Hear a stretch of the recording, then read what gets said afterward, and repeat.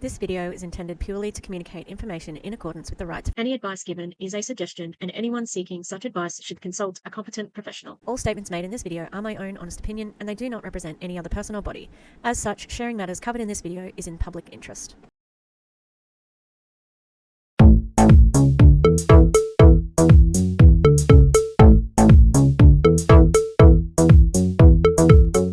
Hi! Fancy meeting you here in this little old place. I'm Tish, and this is Echo. Well, guys. So, you've seen the thumbnail. Did I get a cease and desist? No, I did not get a cease and desist. A cease and desist has to come from a lawyer. I got an email, okay? So, what I'm going to be doing from now on with the team that I have been criticising, which is BT Dubs, my own opinion. All of my videos are my own opinion, okay?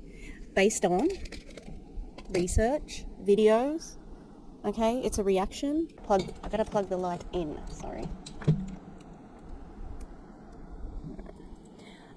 Based on reactions. This is a commentary channel, and it is also a consumer advocacy channel. I talk about things that I think are immoral and present my point of view and my evidence for those points of view.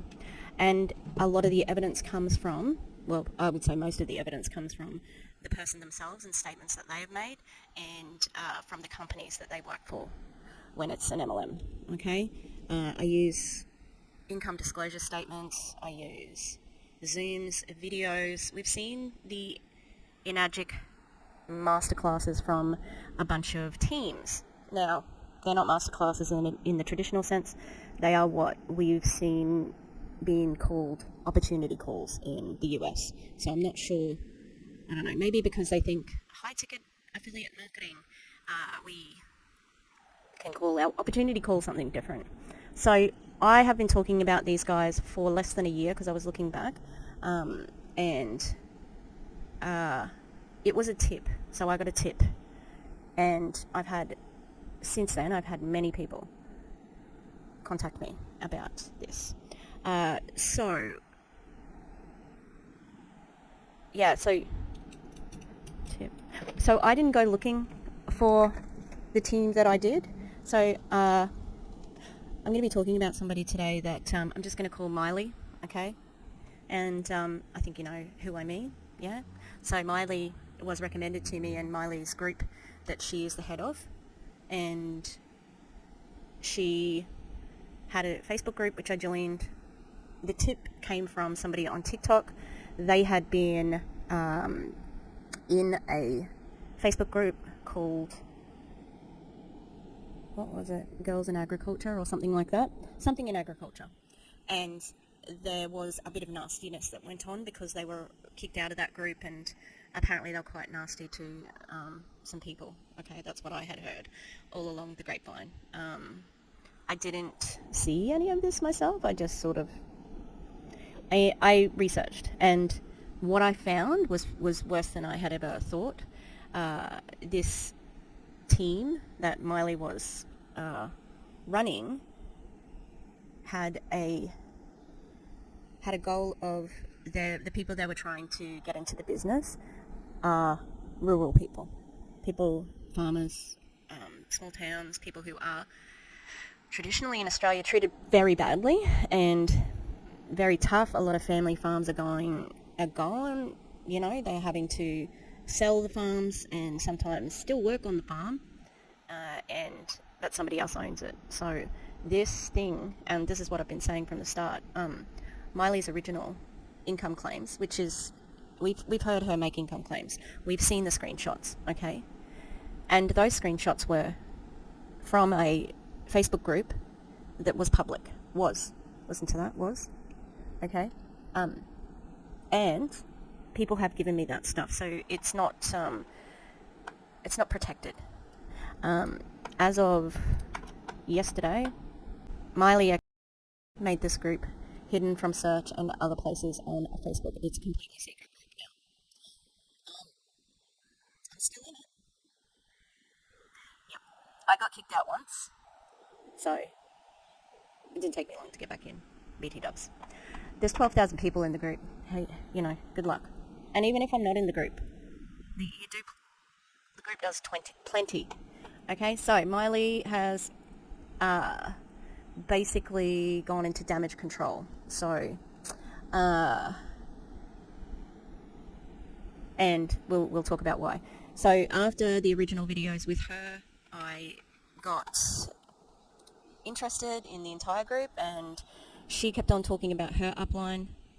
So when I first looked at Miley, she was talking about her upline, so I looked into him, and well, that was the upline. He is not Australian, he's Canadian, and he's the one who has come up with the strategy that they are using, which is completely immoral, in my opinion. Okay? So then we met the other uplines, alright? I don't know what to call the C-man and K-woman. Misty and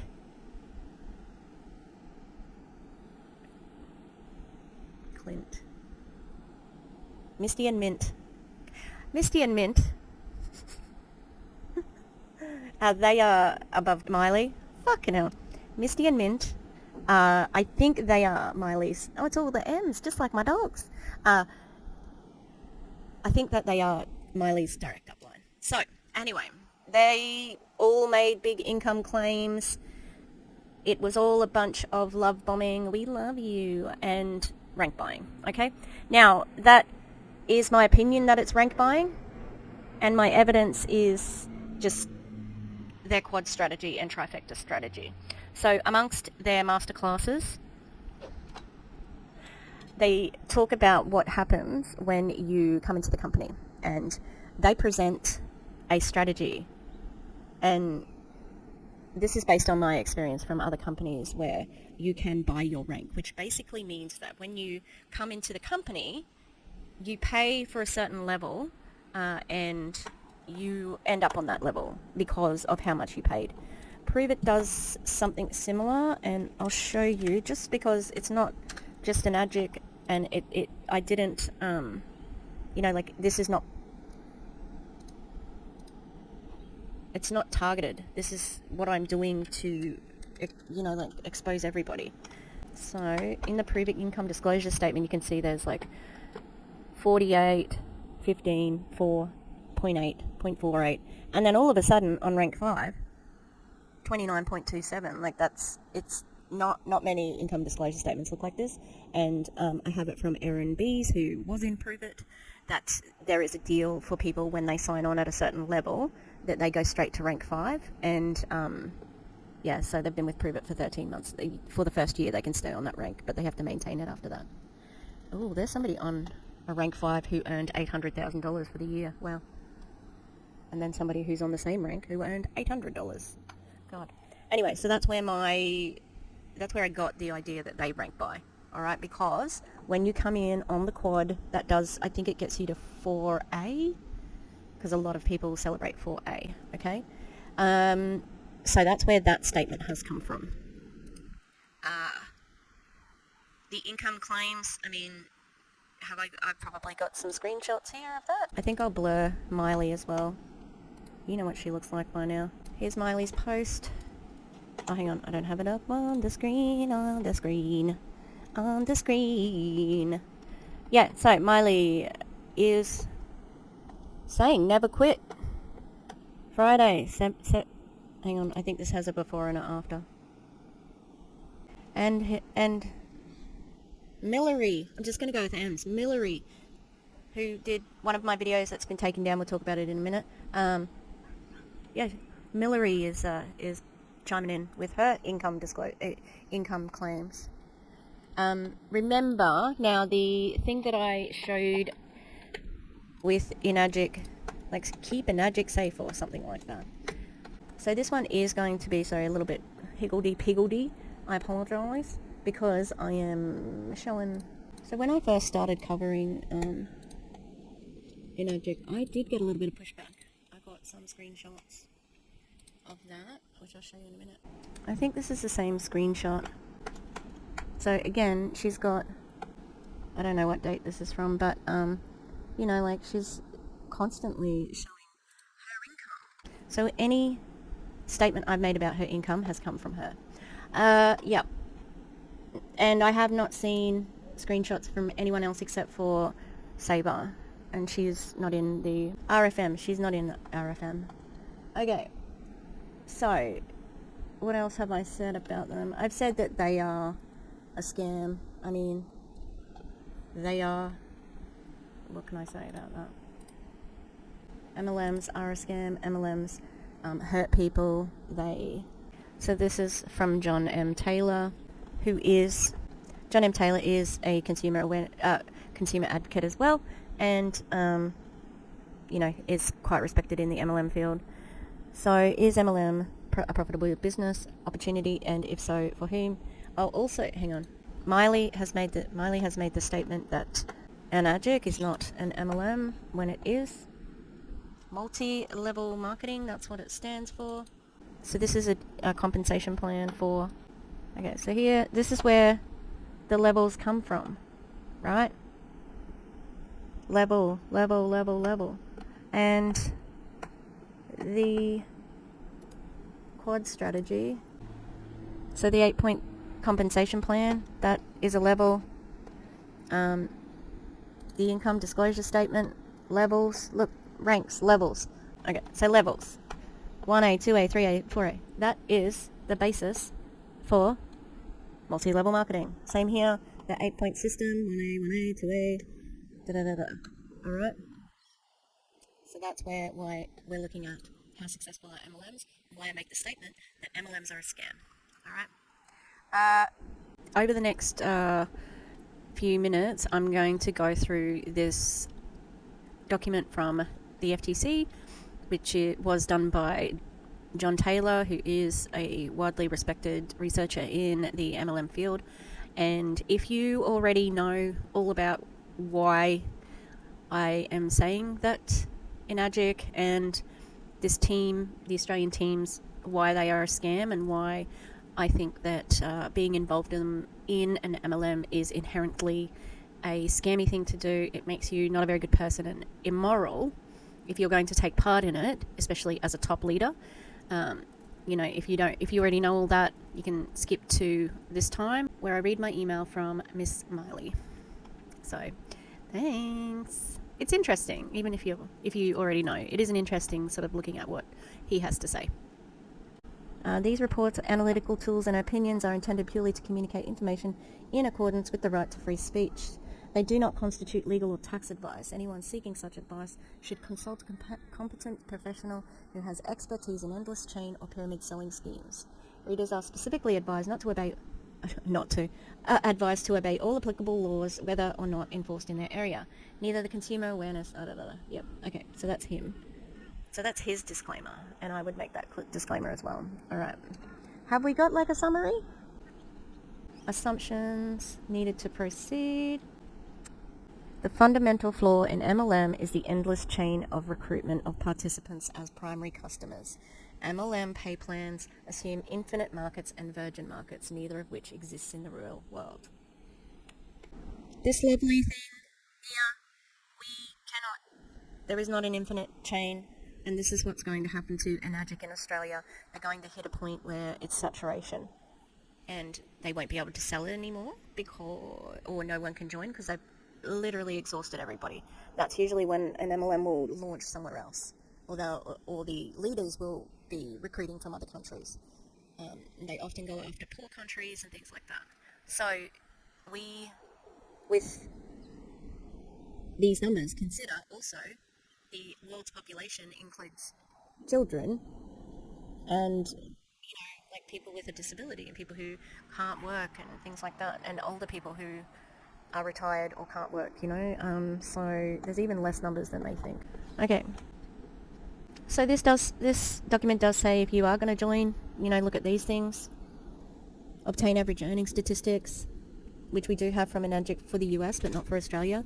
I would say that the Australian statistics are actually better on average than the American ones because America is saturated and Australia is not. There are quite a few people who are making big dollars in Australia. They've shown us their bank accounts. That's where that statement comes from. And but there are many who are not. Okay, because that's the nature of the game. And from the income disclosure from Enagic, the company themselves, it shows that the majority of people are not earning a livable wage. Next, determine total incentivized or pay-to-play expenses and other purchases expected of participants. Now, you don't have to keep purchasing from Enagic. That's probably better than most other ones. You do have to keep recruiting, though. You have to keep recruiting or you'll stop getting paid. But you do have to pay to play as well because you've got to buy a machine. But you don't. Actually, you could start on the turmeric product. Try to find out the average total amount of money paid to the company by participants. And again, we've got those people at the top who make it like, whoop. Obtain or estimate the company's attrition or retention rate. Prospects should ask the recruiter to furnish the company's attrition or dropout rate, percentage of recruits who sign up only to drop out within a year and over a 5 to 10 year period. If they can't or won't furnish it, you can assume that it exceeds the minimum of 50% per year, which we have found where such data is available. Over a 5-year period, at least 95% of people typically have left the company, and usually after 10 years, nearly all but those at or near the top of the respective pyramids will have dropped out. I imagine that is true at Enagic. Caution, don't accept an MLM statistic for the total number of active distributors or participants as the base, using for calculating what percentage of participants succeeded in rising to the various levels. Again, if the successful participants who have been in the MLM for 10 years are counted, then every person who signed on with the program during the same 10-year period should be counted in calculating success rates. Yeah. The other thing too, like Monate used to say that they had 80% customers or something wild like that. And when their back office was exposed, so this is from Monate, their back office was open at one point in time. People were able to go in and see what they were earning, okay? So commission from personal sales, $497. Commission from downline, $143,000, $437.13, which meant that 99.65% of the income generated was from the downline. I'm not sure if this is Veronica's. I cannot remember, but I know I grabbed it. CC Suarez has the entire video with all of it exposed. She had taken it down because she was also threatened with I don't have a cease and desist. She was threatened with a cease and desist, and but she's recently put it back up. So hooray! So that is generally what is happening, and Monate was saying we have 80% customers or something, over 50% customers, not distributors, and it was just untrue. Completely untrue. So that's why you have to be cautious of trusting the companies, what the companies say themselves. So here's a table. This is going to give us a little bit of an example of. Oh, did you see the source for that? It's so funny. Oh, I want to read the source out. Source. The fucknobs running Monate who made their reporting system publicly available and indexable by Google 2022. That's the MLM boss babe. Everybody go follow on IG. So, Advocare estimated minimum annual cost of effective recruitment campaign, $2,545, level at which and above which net profits possible, silver. Active participants who got there, 9.23%. Retention, maximum retention rate, 10% of all participants that could have profited from participation, 0.92, or 1 in 111 profits, and approximate percentage of participants who lost money, 99.1.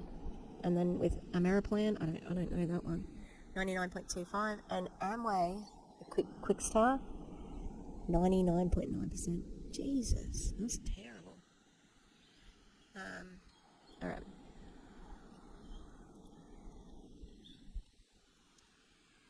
Yeah, if they ever talk about, even though if we assume lower expenses and attrition loss rates were terrible, yeah, MLM loss rates are not comparable to those for legitimate small businesses, including franchises, which they will say many times they're not comparable.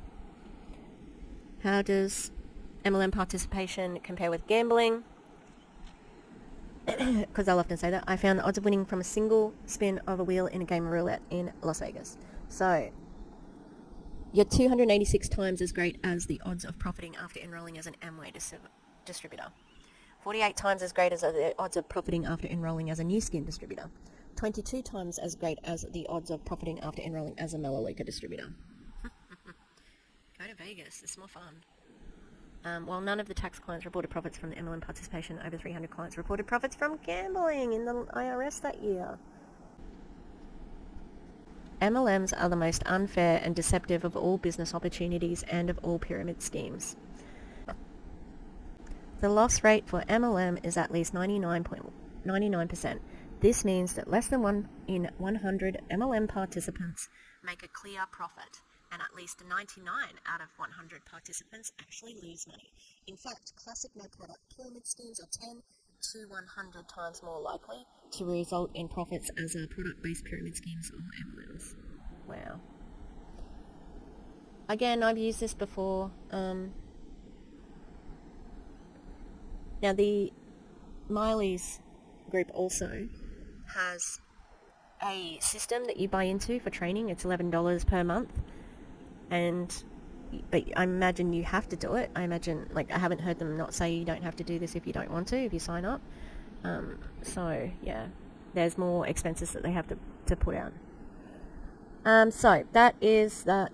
I'm going to leave it there because I just, the reason why I say, is it even on the screen? The reason why I say what I do, that MLMs are a scam, is because of reports like this. Oh, look. A list of MLMs for which compensation plans have been evaluated by John M. Taylor. Enagic Kangan Water. So, he's even had a look at that. Alright, so what I'm going to do, I'm going to leave that, if you want to check it out, in the comments. So that is why I make statements like, MLM's a scam, you're scamming you, they know it. I think there's the appropriate wording. I think most people know if they've been in the company for a while. That's what I think. Editing Tish here. I forgot to expand on this. Another reason why I say that this company and the team led by Miley is a scam, because they have what they call a sales hack, which they use to open up a second line or a second distributor account underneath them, which is a product. So imagine, if you will, if it was Monate, you're going to have your shampoo as your downline. Your shampoo is, yep. So let's listen to Miley explain this. Alright, now we're going to open up a position in your two-way, because now you've made 2 direct sales. This is your third sale. Okay, you're going to earn $46. I should left times 2. So it's $92 there. My bad. See if that was good with numbers, but not that good. So now we're going to open an Ukon. Now we're going to teach you guys a hack. Now what this is going to look like is this Ukon, we're going to register as a distributor. So now we're going to open up our very own 1A lane under here, and 2A lane, and 3A lane, and 4A lane. What does this mean for you? Opening up a secondary business straight away.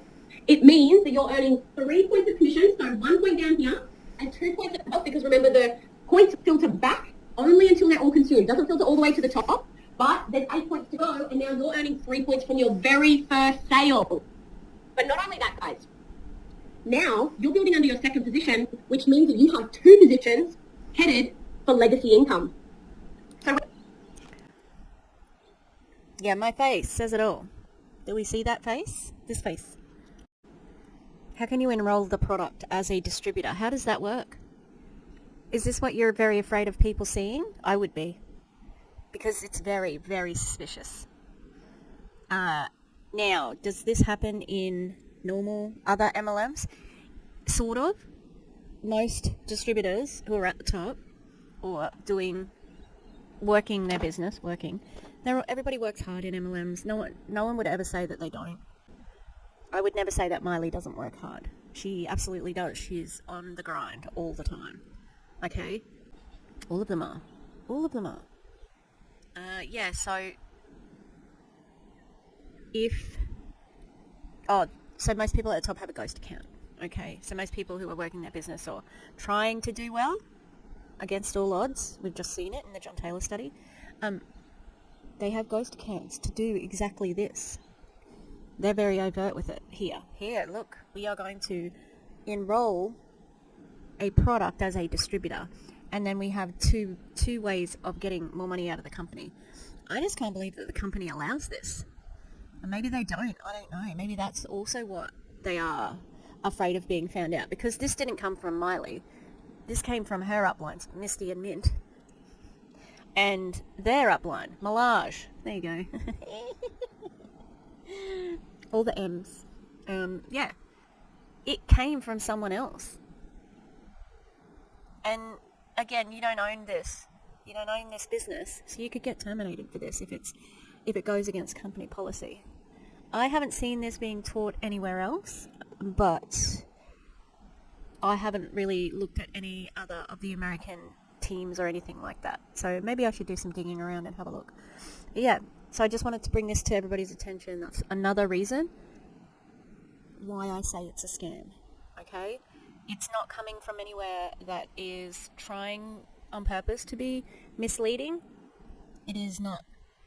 It's still an opinion that I think it's a scam. Whether it's a wrong thing or not to do is, I don't know.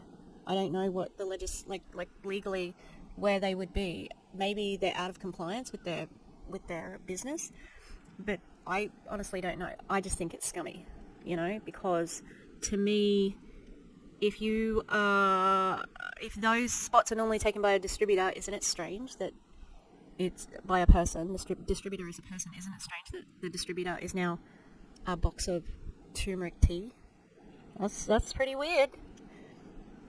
And in my opinion, very scammy. So yeah. All right, back to it. I put the NYX fat oil on just by itself, and it looks really nice. All right, bye. All right, so that's where we are. I'm going to now read my email. It's been painful. I apologize. It is painful. All right, now I think that she has used my whole name because she wants to say, I know who you actually are. I don't hide who I am.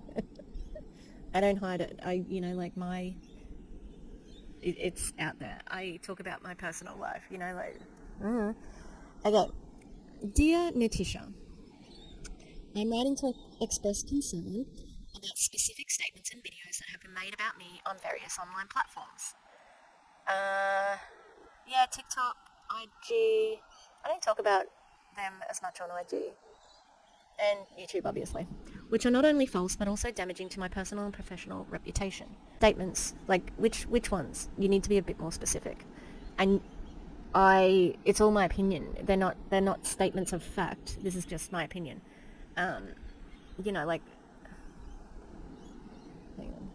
False.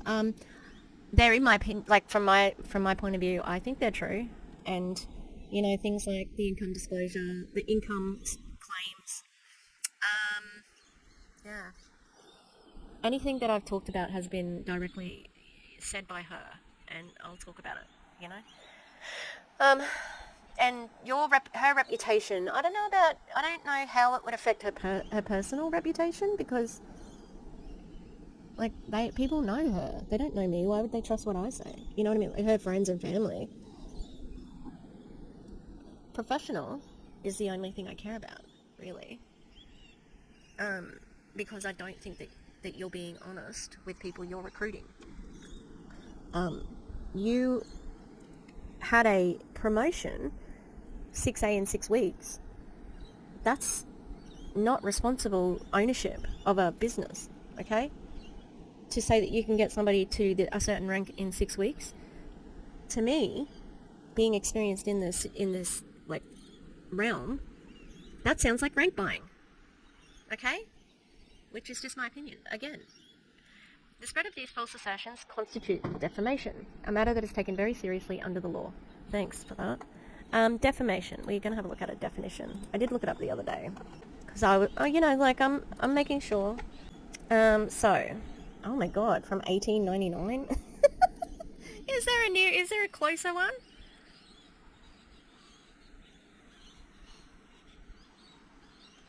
It also has to be like knowingly. I'm lying knowingly, I'm pretty sure. Under the Criminal Code Act, not 1899, we want this one. For defamation to be found, there must be a communication to at least one other person, whose opinion of those defamed will have been reduced that damages the reputation of the aggrieved in the opinion of a reasonable person.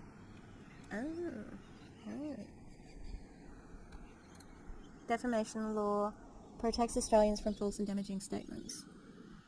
The law also provides mechanisms for remedy. Defamation is very difficult to prove. Very difficult, because you have to prove that the person has done it knowingly. So, whether a matter is defamatory is a question of fact to be determined by a court considering a number of judicial principles. The most common being whether reasonable members of the community, either seeing, hearing, or reading the matter, will likely lead to the lowering of a relevant person's reputation, lead others to think less of them, make others shun or avoid them, cause others to ridicule, hate, or despise them. Serious harm. Following amendments made to the law defamation, The person must also prove that they suffered serious harm as a result of any defamatory matter published after that date. If they cannot get over this threshold, they cannot commence or continue defamation proceedings in court.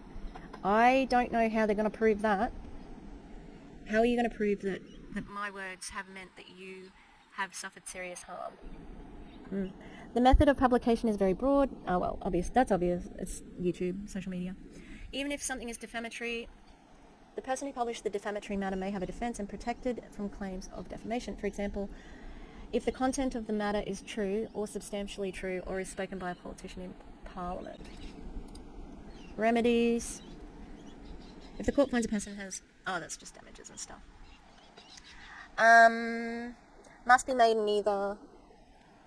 A claim for defamation must be made in either the district or Supreme Court, may involve a jury, must prove that more than minor or trivial reputation harm to have occurred by the defamatory publication.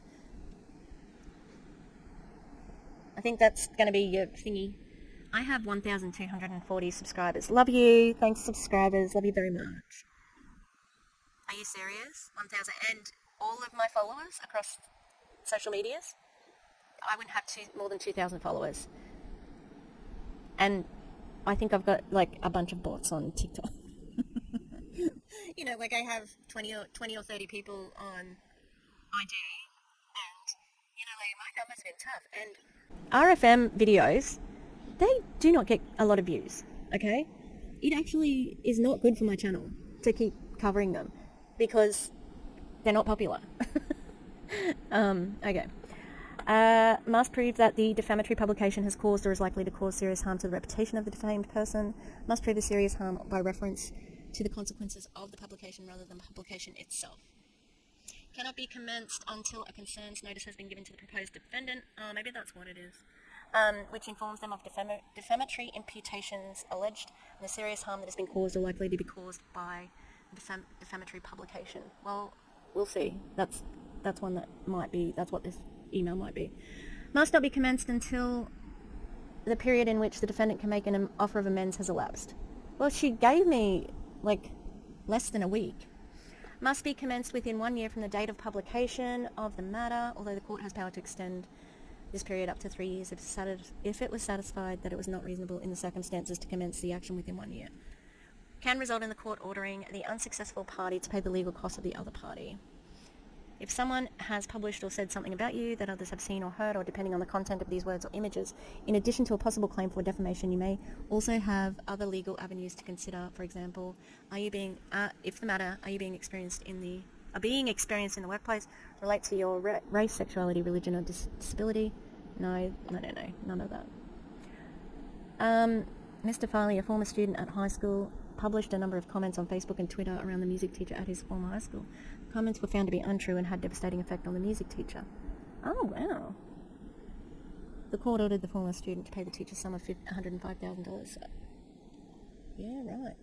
Another one, Miss Newman brought defamation proceedings against Mr. Whittington, alleging that he made 27 defamatory publications about her online, primarily by Facebook. Some of Mr. Whittington's publications were made after the 1st of July, and therefore Miss Newman needed to overcome the serious harm threshold and prove the publications caused or is likely to cause serious harm.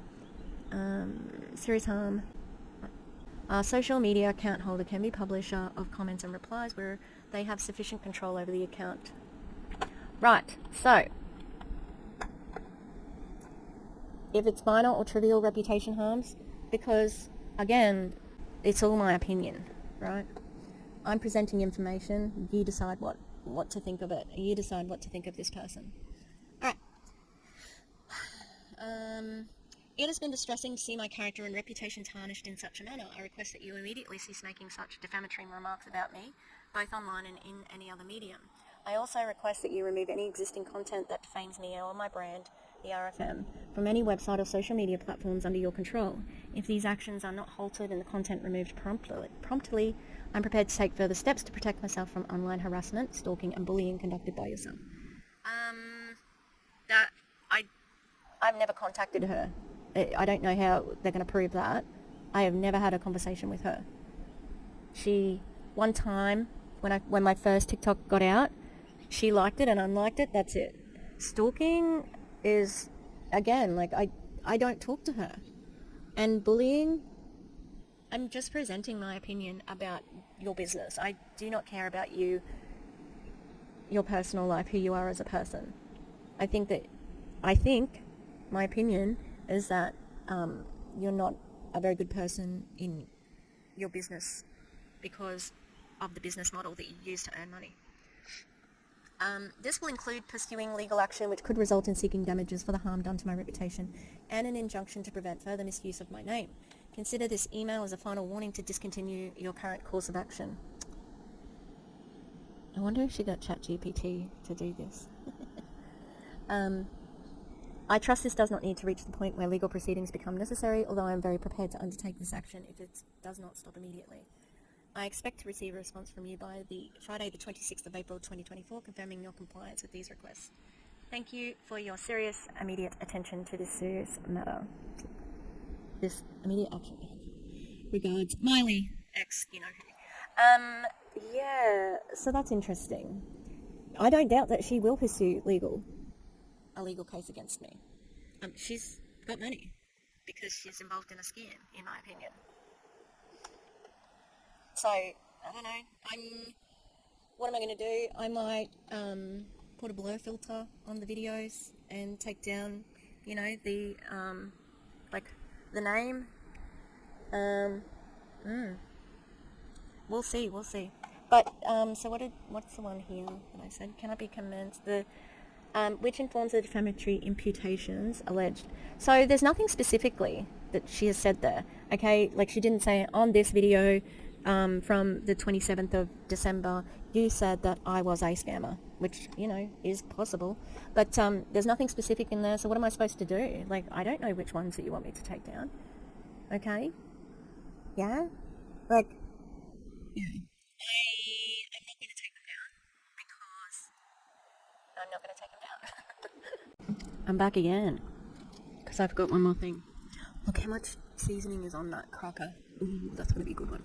Okay, I forgot to go into this other tab here, which tells us about when you are defending a defamation claim. If you've been accused of saying or publishing something defamatory, there may be a number of defences available to you.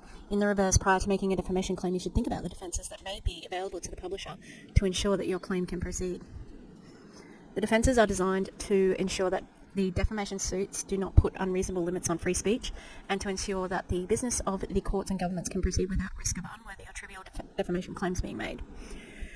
So, the defences include justification, contextual truth, absolute privilege, public documents, fair reports of proceedings of public concern, public interest defence,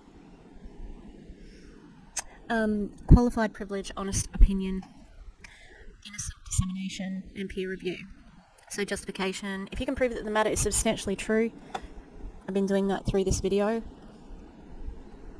Contextual truth, the defence of contextual truth applies with a publication that has a number of defamatory meanings, some of which are true and some of which are not.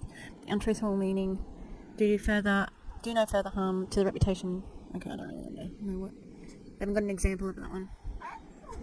Of the defamed person because the meanings found to have been true. Okay, absolute privilege is for politicians, that's not me. Public documents, the defence applies where the defamatory matter was contained in public document, published honestly for the information of public advancement or the advancement of education. I would say that that's definitely something that I am doing by doing this. I would like to... Public interest. This defence applies when the defendant can show the matter concerns an issue of public interest. Like if consumers are being manipulated or... when consumers aren't getting all of the information. Or the defendant reasonably believed the publication of the matter was a public interest. Yes, it is a public interest, and that's what I'm going to be saying from now on. Qualified privilege, I think, is... Honest opinion. This defence applies when there are defamatory matters where the defamatory matter was an expression of opinion rather than statement of fact, relates to matters of public interest, again, and is based on material that is substantially true, public documents, or material published under the protection of absolute privilege. This defence will also apply where the matter was an expression of opinion of employee or agent of the person who published the matter, or where the matter was an expression of opinion of a person other than the agent or employee. This means the material on which it's based is set out in specific or general terms in the published matter, notorious, accessible from a reference or a link in the published matter, and otherwise apparent from the context.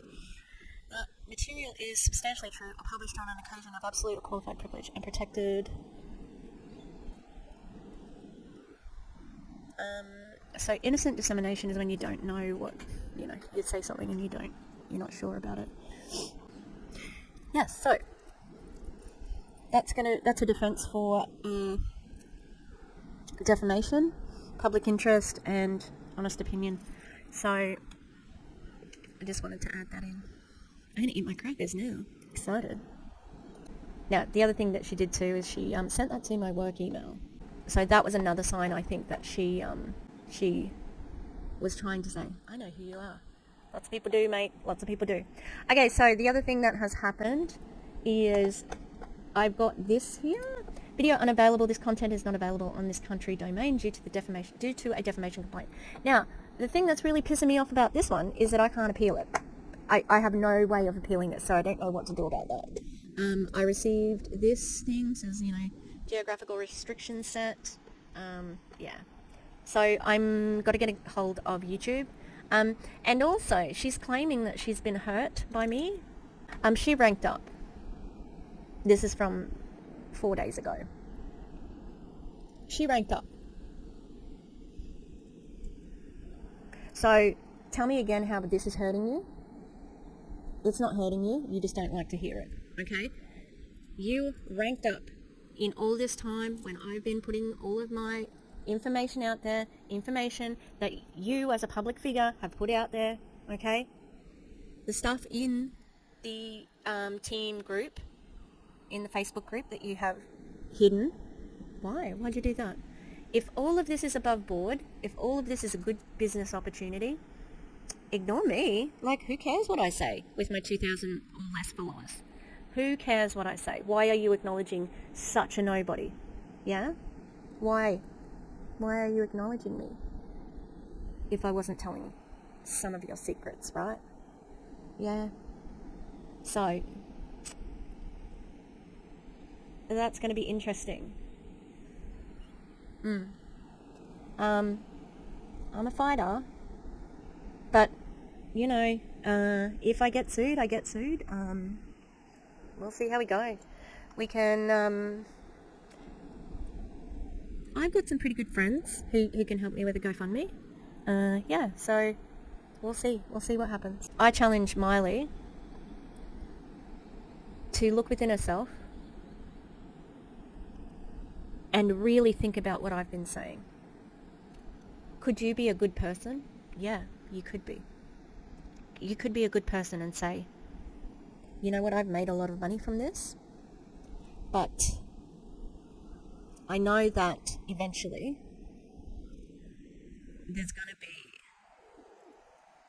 a time when it hits saturation point, and a time when you are going to have to be, and I think it's coming already, because the desperation in the video that I found the other day, that has been taken down, it was really desperate. And it sounded like, she was saying do anything to recruit, which is not a good point of view to have. So I just challenge you to think about that and to not encourage people to go into debt. Yeah. Stop flashing the income about and do something that could help farmers, not hurt them. Because the MLM model hurts participants. 99% of people do not make money. And that's not just the John M. Taylor study that we looked at here. That is a universal statistic. You say that you're a 5th generation farmer. I hope that is heavy on your heart, because what you're doing is only saving you and maybe a handful of other people. You could do a lot with your drive, passion, work ethic, and just persona. And you're doing this. You could do a lot. Be better. Do better. Because you know better. We'll see.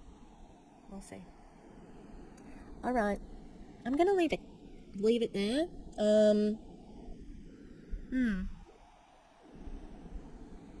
We will be, I'll be here, I'll be around, and check out my Kelsey Ray video.